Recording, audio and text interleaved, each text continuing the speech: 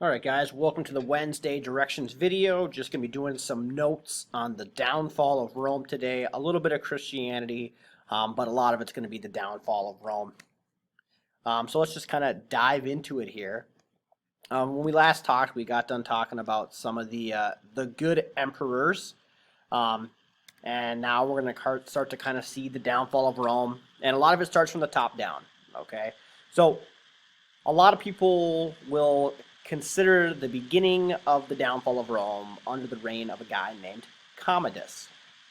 All right, so Commodus served as a joint emperor with his father for 3 years, and then he was going to serve himself. Now, Commodus is one of our guys on our quiz, and once he was able to take over by himself, he became a crazy man.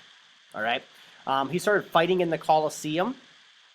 He thought he was a gladiator, but he would make sure that the people he fought in the Colosseum were either like mentally disabled or physically maimed, where they wouldn't have any arms, and he would still just go out there and murder them basically in front. He kind of wanted to be the gladiator. He thought he was Hercules for a little bit, so he was really just jumping off the rooftops in Rome, and he would just strike people down with his sword in the middle of the street. There's nothing you could do. So he ended up killing over 200 people. To kind of put this in like modern terms, since Commodus was the emperor, it would be like the president of the United States going around Washington, D.C. and just killing people and no one doing anything about it. All right, so that's what was literally going on with Commodus.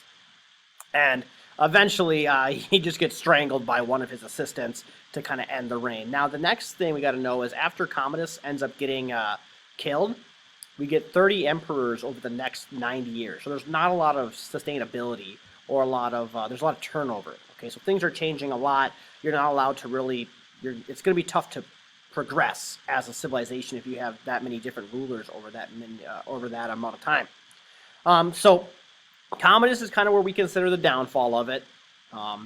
After him, we get a couple big mistakes. Okay, so this guy right here will be in our quiz, Diocletian. He makes a fatal error that kind of seals the fate of the downfall of Rome. Because what he does is he divides the Roman Empire in half. All right, so he's going to split the empire. And you never split the empire if you're a general in warfare at this time. You never split your army up in two. It's just a bad deal. But again, his thinking at the time, if we put ourselves in his perspective, Rome is absolutely massive. The Roman Empire is so huge that it's almost an impossible task for one person to rule himself. So what he does is he's going to split it up. I believe he gives the other half to his brother, and they're going to kind of rule the Roman Empire from two different factions. So what we have is we're going to have the Western Roman Empire, and we're going to have the Eastern Roman Empire. And so from this point moving forward, our next unit is going to be basically looking at the Eastern Roman Empire and what happens. You could also call the Eastern Roman Empire the Byzantine Empire. So if we ever say, like, well, the Roman Empire will still be there in a couple units from now, but it's just going to be a slow and steady decline. They're not going to be the major player that we kind of come to know them as. So we got the Western Roman Empire, or just the Roman Empire, and then we are going to have the Eastern Roman Empire, or the Byzantine Empire. All right. Now, with this, we get the rise of Christianity that we guys read about a couple of days ago. I'm going to make this full screen so you guys can get a little more detail of it. So this is what we're talking about here. You get the Christian majority, everything in purple. So as you can see, it's not a lot. Areas with few or no Christians is a majority of the map, and we're going to see kind of this transformation as time goes on here. All right. So the rise of Christianity. So Christians were heavily persecuted during much of the Roman history. We know that, especially the best example we always use is the Nero one, when he burns the city down, but then blames all the Christians on it, and then persecutes and tortures and kills a bunch of them. Resistance of kind of Roman culture or customs normally ends in like slavery or death. As the Roman Empire kind of crept in closer and closer to like Jerusalem area, there's some situations like Masada here where the Christians were about to get taken over by the Roman Empire, but instead of just surrendering and dealing with their fate, which would most likely be death or slavery, they decided to take matters into their own hands, and the whole city ends up committing suicide, actually. And I'm going to bring this full screen again, so hopefully you'll be able to see the stats down here. So it says by 100 CE, the population of the Roman Empire was 181 million. Of that 181 million, only 1 million were Christians. All right. So you have a really low percentage. So you can see here, it's about 0.6%, and 300 years later, it's going to be about 90% Christian. So the rise of Christianity happens quick, and it basically explodes from this time on. Jesus and eight teachings. This is more for like AP stuff, so we're going to kind of skip through a lot of it. Same thing here. We're going to skip through. That's more AP. The spread of Christianity. We'll kind of look at this graph together again. Just try to give you guys some more detail here. So the extent of Christianity by 300 here will be the dark kind of orange tan, and then after like 300 to 600, so the next 300 years, you can see it's going to be in that tan. And so then you can kind of see the spread right there. Just from a geographical perspective, it's absolutely massive, right? It goes from kind of being in a little bit of spots to basically taking over the major parts of the world at the time. Now, one of the reasons that happens is thanks to this guy right here, Constantine. He's going to be a key player in our next unit, but we're just going to kind of talk about him and his kind of impact on Christianity right now. All right, so Constantine eventually is going to take over the Eastern Roman Empire. He's going to take over from Maximus, Diocletian's brother. He's going to take it over, and he's going to have lots of impacts on Christianity, especially in the Eastern Roman Empire. All right. So we have Constantine. So although he takes over the East in 306, it is when he becomes ruler of all of the Roman Empire. He starts passing edicts to liberate Christians. In 324, he converts from a pagan, someone who worships multiple religions and different things, to basically being baptized and being a full-fledged Christian. Now that's a big moment in Christianity's history, because once Constantine becomes Christian, he then makes all of his people, his followers, convert as well. So we're going to get the whole entirety of the Roman Empire converting to Christianity, all thanks to this guy, Constantine. Now, when we're talking about edicts, it says he passing of edicts. Edicts is basically just a fancy word for laws back then. All right. So the turning point for Constantine switching over and becoming a full-fledged Christian is there's this battle of Milvian Bridge. And before the battle, Constantine and his men are severely outnumbered. And Constantine looks up into the sky, and he sees a cross in the sky, in the clouds. So what he does is he has all of his soldiers paint the Christian symbol on their shields, as kind of like, he's like, hey, I have like an epiphany here. I think if we do this, we'll have God on our side.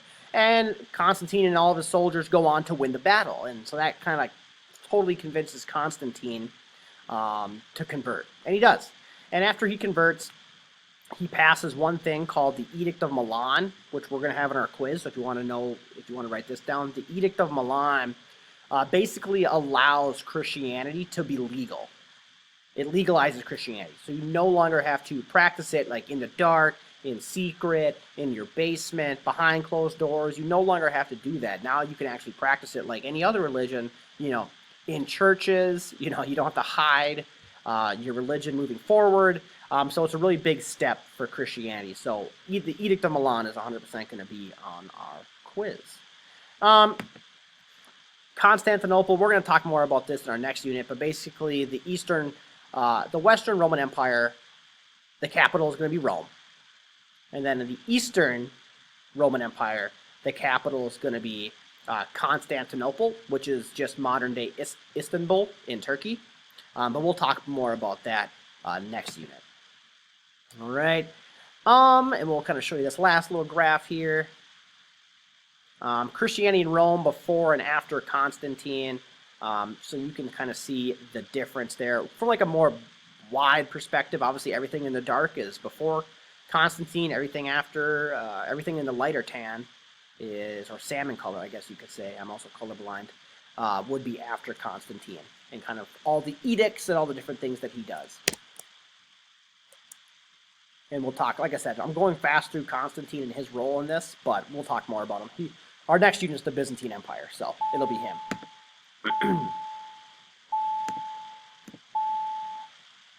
Now, kind of converting back to the downfall of Rome, one of the big things is, or one of the big factors was all the constant invasions by these different barbarian tribes, as you can kind of see here. So we have the barbarian tribe situation going on.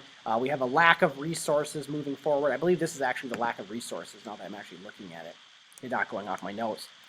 There's a lack of resources, but also you have the Vandals attacking, the Visigoths, all these different barbarian tribes are, in the Franks, you know, they're all invading the Roman Empire. So Rome constantly under attack. It's not going good. You get invasions by Alaric and the Visigoths. They sack Rome in 410. The Vandals, they're another barbarian group. We actually get the term vandalism. It comes from the Vandals when they sacked Rome in 455.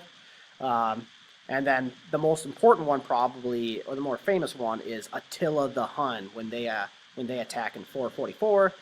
They attack 70 cities in the east. Attila the Hun gets the nickname the Scourge of God, the Scourge of God, and he got that nickname from the Pope. I think it's Pope Leo I at the time. There's actually an interesting story where Attila the Hun is going to sack Rome again, and the Pope literally walks out to him, and they have a conversation, and Attila the Hun leaves, doesn't invade Rome. Like, the Pope talked him out of it. There's also sources that the Pope like paid him off with a bunch of gold to also make him leave. So kind of you can believe whatever side you want, but there's evidence for both sides. Barbarian invasions, as you guys can see, I'll just keep kind of showing you guys these graphs closer up. Just look at this map. There's invasions coming left, right, and center all over the Roman Empire. And that's why barbarian invasions is one of the factors of the downfall of Rome, if you're kind of keeping score at home. All right. So let's go over the factors here, and then we'll call it good. I got 3 minutes, see if I can do it. All right, so the factors of Rome's decline, political is one of the factors, and here's why. So political office is no longer seen as a reward, it's seen as a burden. Because of that, you don't have really the people who should be in political office. They're not running anymore. We get the military interference in politics. We should know that. Civil war, unrest. The big one is the division of the empire, right, with Diocletian splitting it up. That's not going to help. And then the capital gets moved to basically the Byzantine Empire later on. For social here, this one's a little bit smaller, so I'll kind of bring it back.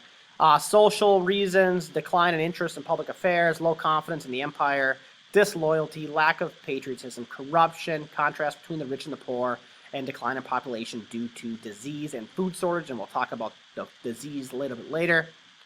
Economic is also reasons, poor harvest, distribution of trade. Inflation's a massive one moving forward, and obviously the wage gap being huge. Another factor is the military factor, and there's no money to pay them. So if there's no money to pay you, not a lot of people want to become a soldier. And again, because there's a lack of patriotism, the soldiers will always be more loyal to their generals compared to Rome itself, right? Just kind of like it was with Pompey in the first triumvirate in that first civil war.